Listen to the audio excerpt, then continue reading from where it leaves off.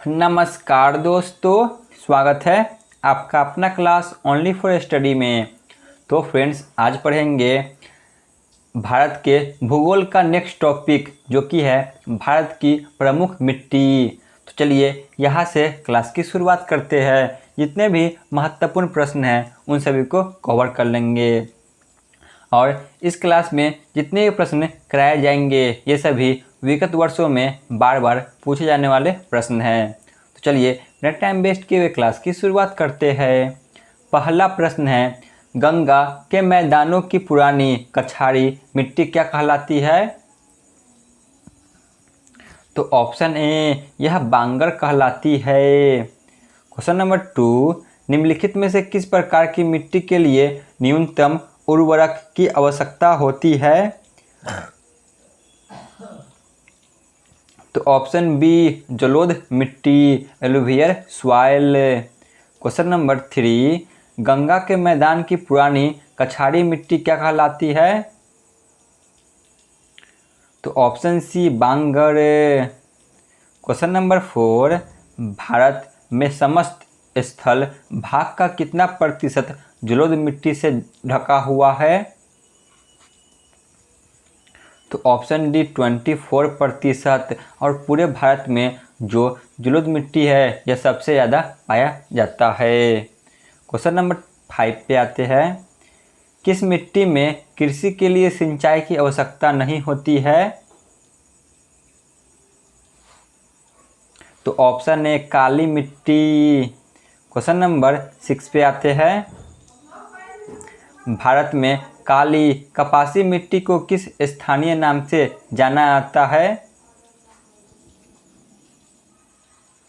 तो option B, रेग्यूर मिट्टी। Question number 7, निम्नलिखित में से किस मिट्टी के बारे में यह कहा जाता है कि इसकी जुताई स्वतः हो जाती है?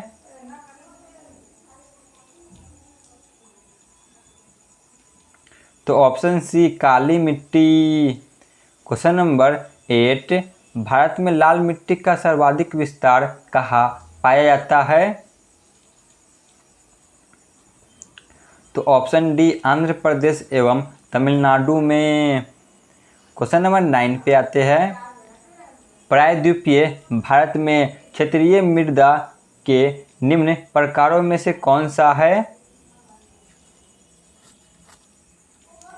तो ऑप्शन ए, लाल और पीली मिट्टी। क्वेश्चन नंबर 10, धान की खेती के लिए सर्वाधिक आदर्श मृदा कौन सा है? धान की खेती के लिए। तो ऑप्शन बी, जलोढ़ मिट्टी। क्वेश्चन नंबर 11, निम्नलिखित में से किस राज्य में लेटेराइट मिट्टी पाई जाती है?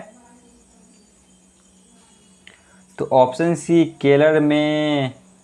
क्वेश्चन नंबर 12, मृदा अपरदन कैसे रोका जा सकता है?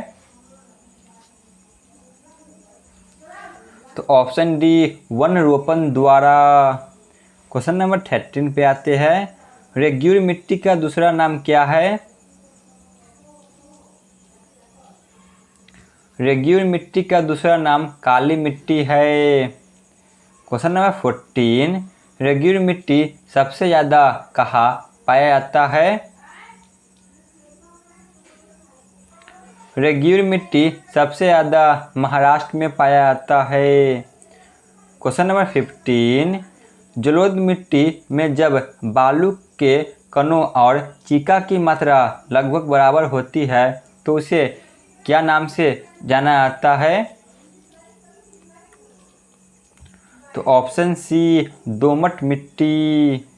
क्वेश्चन नंबर 16, भारत में पाई जाने वाली कौन सी मिट्टी क्रेस्टोसियस युग में दरारी उद्भेदन से निक्षेपित पदार्थ से बनी है? तो वह है ऑप्शन डी, काली मिट्टी। क्वेश्चन नंबर 17, निम्नलिखित में से कौन सी मिट्टी प्रायद्वीपीय भारत में अधिकतम जो कि विस्तृत पाई जाती है? तो प्रायद्वीप भारत में सबसे ज़्यादा काली मिट्टी पाई जाती है। क्वेश्चन नंबर 19, क्षेत्रीय विस्तार और कृषि में महत्व की दृष्टि से भारतीय मिट्टी के कितने प्रमुख वर्ग हैं? तो इसके प्रमुख 4 वर्ग है। क्वेश्चन नंबर 20, भारतीय कृषि अनुसंधान परिषद के अनुसार भारत में कितने प्रकार की मिट्टी पाई जाती है? भारतीय कृषि अनुसंधान परिषद के द्वारा भारत में 8 प्रकार की मिट्टी पाई जाती है। क्वेश्चन नंबर 21 पे आते हैं। भारत की सर्वाधिक महत्वपूर्ण मिट्टी कौन सी है? तो ऑप्शन ए जलोढ़ मिट्टी। क्वेश्चन नंबर 22, भारत में सर्वाधिक क्षेत्र पर किस प्रकार की मिट्टी का विस्तार पाया जाता है? तो वह है ऑप्शन बी जलोढ़ मिट्टी। क्वेश्चन नंबर 23, क्षेत्रफल के आधार पर भारत की मिट्टियों का सही अवरोही क्रम कौन सा है? तो वह है ऑप्शन सी सबसे ज़्यादा जलोढ़ मिट्टी, उसके बाद लाल मिट्टी, फिर काली मिट्टी और लास्ट में लेटेराइट मिट्टी। क्वेश्चन नंबर 24, भारत में निम्नलिखित में से कौन मृदा समूह लोहे का अतिरिक्त होने के कारण अनुवर हो जा रहा है? तो वह है ऑप्शन डी लेटेराइट मिट्टी। क्वेश्चन नंबर 25 पे आते हैं। निम्नलिखित में से कौन सी मिट्टी सूख जाने पर ईंट की तरह कठोर एवं गीली होने पर दही की तरह लिपलिपी हो जाती है? वह कौन सी मिट्टी है? तो ऑप्शन ए लेटेराइट मिट्टी। क्वेश्चन नंबर 27, निम्नलिखित में से कौन सा कथन जो कि असत्य है?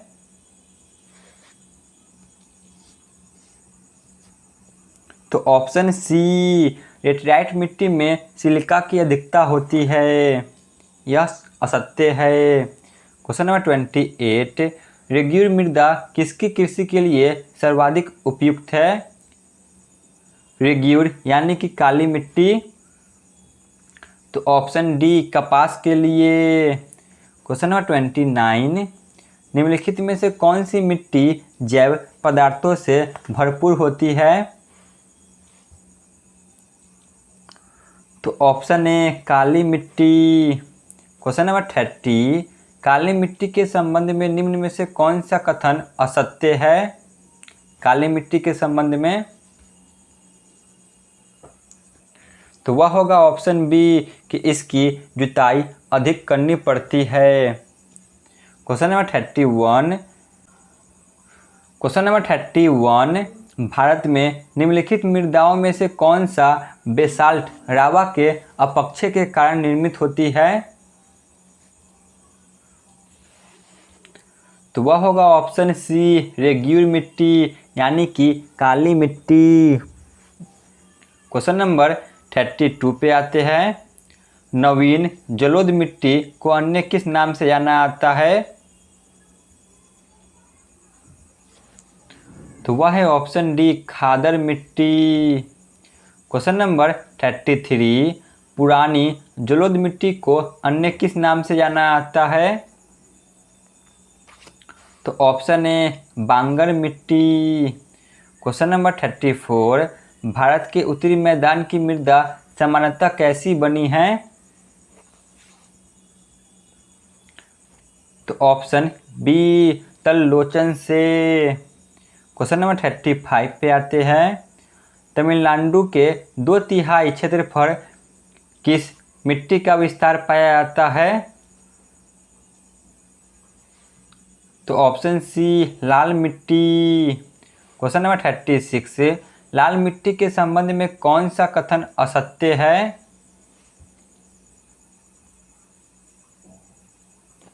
तो ऑप्शन डी यह मिट्टी नदी घाटियों में पाई जाती है। क्वेश्चन नंबर 37 पे आते हैं। किस मिट्टी में लोहे और एल्युमिनियम की ग्रंथियां पाई जाती है? तो ऑप्शन ए लेटेराइट मिट्टी। क्वेश्चन नंबर 38, किस प्रकार की मिट्टी में कार्बनिक पदार्थों की अधिकता होती है? तो ऑप्शन बी काली मिट्टी। क्वेश्चन नंबर 39, निम्नलिखित राज्यों में से किसमें भारत की सबसे बड़ी अंतर्देशीय लवणीय आर्द्र मिट्टी होती है? तो वह है option C Rajasthan. Question number 40, निम्नलिखित में से किसका संबंध सफ़ेद नमक से जो शुष्क मौसम के दौरान कुछ क्षेत्रों में भूमि को आच्छादित कर लेता है? तो ऑप्शन डी ऊसर मिट्टी। क्वेश्चन नंबर नेक्स्ट पे आते हैं 41, निक्षारण और ऑक्सीकरण द्वारा निर्मित मृदा कौन सी होती है? तो ऑप्शन ए मखलला मिट्टी। क्वेश्चन नंबर 42, जो कि आज के क्लास का अंतिम प्रश्न है, निम्नांकित अपरदन के प्रकारों में से किसके कारण चंबल के खद बने हैं? तो वह होगा ऑप्शन जो कि बी और नालिका गली, ठीक है ना, ऑप्शन बी। तो यहाँ पे हमारी क्लास समाप्त होती है। धन्यवाद।